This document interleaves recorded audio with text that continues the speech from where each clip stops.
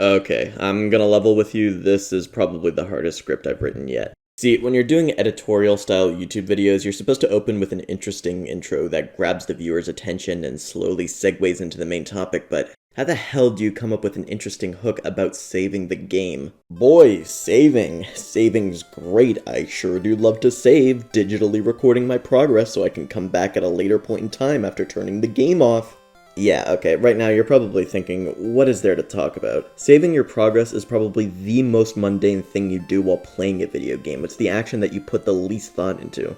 But, believe it or not, it's entirely possible to take this completely banal action and turn it into an interesting game mechanic on its own. It's something big AAA games don't get into nowadays, for reasons we'll get into later, but some talented and crafty developers have managed to make something out of nothing in the past, turning something that you wouldn't normally think twice about into something that can reinforce the game's themes, its atmosphere, its design. There are big risks that come with it for sure, as it can severely undermine the experience if it misses the mark. And even if it does hit the mark, it's going to make for a less accessible, mainstream-friendly game that will put a lot of people off. But if it succeeds, just like any aspect of a game that can be tinkered and given some nuance, it can really make a lasting impression on the player. When most people think of a game that does something different with the save system, their minds probably go to Undertale, since it's still fresh in everyone's memory and was a runaway hit for the year that it came out. Without getting too much into spoilers, Undertale essentially had saving acknowledged in-universe as a real plot mechanic. Right from the first demo that dropped in 2013, it was apparent that the game would acknowledge and react to you if you tried save scumming, which is a pretty neat idea, and I don't think a lot of other games really get into it. When I first played the demo, I was really excited at the prospect of how this would play out. Maybe it would lend itself to some interesting puzzles, but it's only really ever used in a story context as opposed to gameplay. And that's fine, because Undertale does come up with some really compelling drama and moral dilemmas that go for the player directly rather than just their avatar character. It's subtle, it's well written, and it's well done, but just for myself personally, I think it would have been cool to see it played around more from a gameplay point of view. It's been done well in visual novels with branching paths or timelines, but aside from an Easter egg that you can find in one particular path, it doesn't really amount to a whole lot in terms of gameplay. Running on an indie game budget, I suppose it could have only been expanded so much, so it's fine. It does what it wants to do, it stays in its lane, it doesn't shoot for anything it doesn't have time to expand on. But Undertale kinda set me on a path to find some other games that play around with the concept of saving. Not just by taking a standard save system and tethering it to the plot, no, something that really takes everything off the table and completely reworks the system. Coming up with something that affects gameplay while still stirring certain emotions inside the player. That's where the original Resident Evil comes in. The success that this game enjoyed upon its release can't be understated.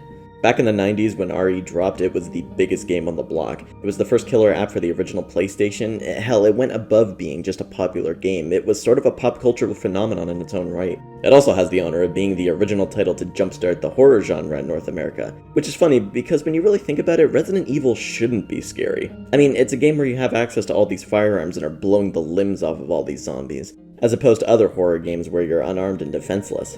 How do you keep the player on edge when they have the means to fight back? By limiting their resources. When you really get down to it, Resident Evil is a game that's mostly about item management. Sure, you're armed, but it's a constant juggling act of all the different items you're keeping on your person, not to mention actually conserving those resources.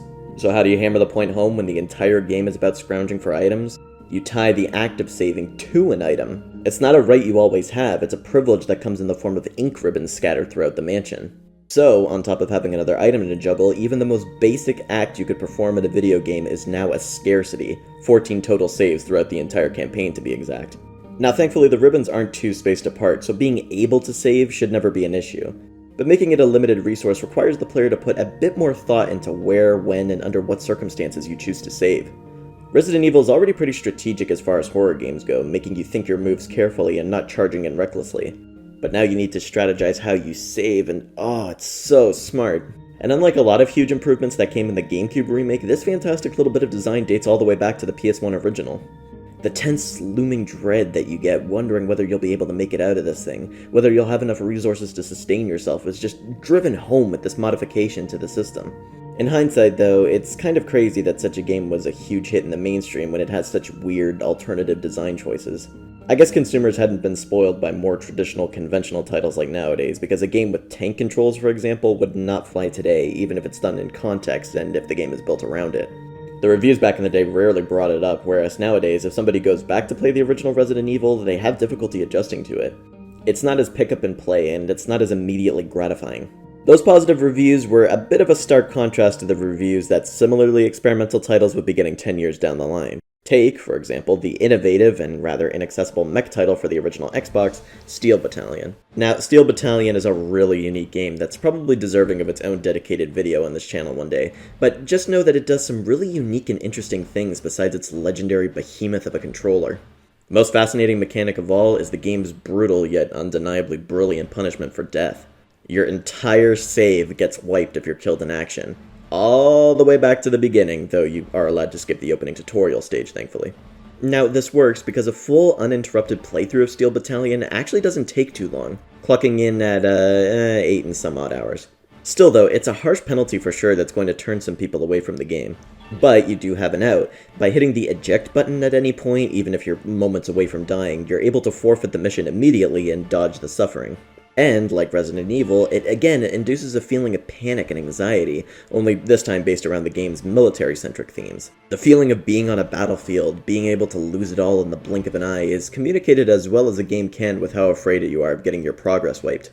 Honestly, out of all the games in this video, Steel Battalion probably has the most unique variation on the typical saving structure, but by now we're also starting to see a bit of a trend like I mentioned earlier. Steel Battalion dropped 6 years after the original Resident Evil, and by now things were already starting to change. Whereas reviews back in '96 scarcely complained about RE's unique approach to saving, many of Steel Battalion's reviews went out of their way to mention the save system. Now, critics were still perfectly fair. They didn't bash on it, and they also pointed out how, due to the huge controller and steep price tag, Steel Battalion was obviously meant for a hardcore crowd that would be perfectly accepting of such a design nuance. But the fact that they would even highlight it or point it out shows a growing change in attitude and an expectancy for how these systems would work. These reviews, and that quiet fall of 2002, kind of put a perfect time capsule on how the industry was already changing. And it would only change further another 4 years later when Capcom dropped yet another wildcard, this time in the form of Dead Rising for the Xbox 360. Yeah, I know, we're up to 3 Capcom titles at this point. I swear I didn't even notice until I was putting the finishing touches on this script. Now, Dead Rising dropped pretty early in the 360's lifespan, and unlike RE, it got a lot of flack and otherwise positive reviews for trying something similar with its save system, conveying desperation and survival, but in a lot more of a chaotic and frantic way rather than the slow, creeping dread that RE was going for. Save spots in Dead Rising are limited to bathrooms and the security office. You'll almost never run into one of these things by accident. It takes a dedicated trek across the mall to reach one of them since they're so spread out, and you're bound to run into hordes of undead along the way. But another kicker comes in the form of a weird, almost roguelike system at play where if you die, you're actually given a choice. Go back to the last time you saved, losing all of your progress and the stats you earned since then, or start all the way from the beginning of the game but with your stats held over. And because the save spots are so intentionally placed far out, chances are it's going to have been a long time since you last saved, so you're stuck between 2 really difficult choices. But again, much like Steel Battalion, when you really stand back and look at the whole campaign, Dead Rising isn't terribly long. It's a setback for sure, but it's not something that's going to take literal days to work your way back up to where you were before if you decide to go for the reset. On top of this, it also encourages the player to have a go at the campaign multiple times, which makes sense since Dead Rising has more than one ending and plenty of things that you might miss on your first playthrough. Now, whenever a game does something unexpected like this, it's typical that the player will look for some sort of workaround. The game only has 1 save slot for starters.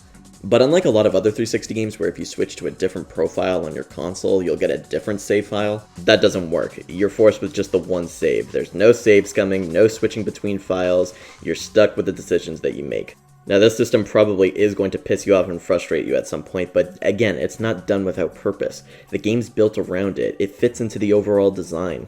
But boy, when this game dropped in 2006, nobody was having any of that. Word quickly spread of what a supposedly horrible save system the original Dead Rising had. People were advised to be wary going in, and reviews brought it up constantly, though again, they were positive otherwise.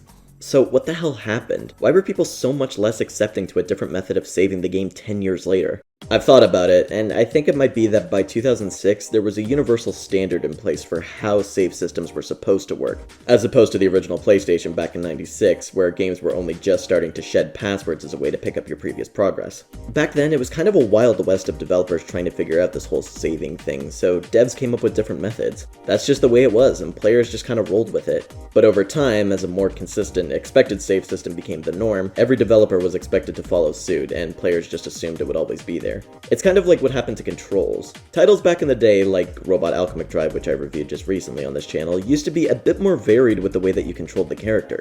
But eventually, a core blueprint was laid out and everyone was expected to follow it. Left stick moves the character, right stick moves the camera, triggers are used to shoot if you have a firearm. It didn't matter if the game was built around it and if it was done with purpose. If a game's controls didn't immediately feel satisfying, it wouldn't playtest well or get good reviews for that matter. It also doesn't help that games continuously get more and more expensive to produce, meaning developers and publishers are more afraid to take a risk, otherwise it might blow up in their face and be a huge financial flop. And that's a damn shame, because as I've hopefully illustrated at this point, this kind of stuff can be really fascinating and make a game stand out so much more. Of course, there's always going to be those who disagree, and those who think that games should go for accessibility. I don't think either side is really wrong, either from a player or a dev point of view. It's mostly just a matter of preference. But at the end of the day, regardless of what side you're on, I think it would be nice and healthy if devs were, either way, allowed to make the games that they wanted to make. I'm really not trying to gatekeep or be elitist by any means. If you enjoy games that are accessible, pick up and play, and give you something to unwind with at the end of a long day, by all means, continue to enjoy them. I enjoy them too. And more power to the developers who want to make something like that. Looking at other mediums, it kind of brings to mind recent discussions about film runtimes, for example, and whether 3 hours is too much. Some people just play games to pass hours by in a day, or to distract themselves, and that's completely fine. And for people who are willing to put the time aside, they're all the more thankful when the artist is able to create what they envisioned, with reasonable compromise in editing, yes, but at the end of the day, what they wanted to make. Art and risk go hand in hand, and while the game industry sadly might not be at its healthiest in terms of encouraging said risks, this medium isn't going anywhere anytime soon. There'll be plenty of exceptions to the rule, developers who want to innovate and swim against the tide. And hey, there's always a chance that the game industry will go back to a healthier point in time where these risks can be encouraged.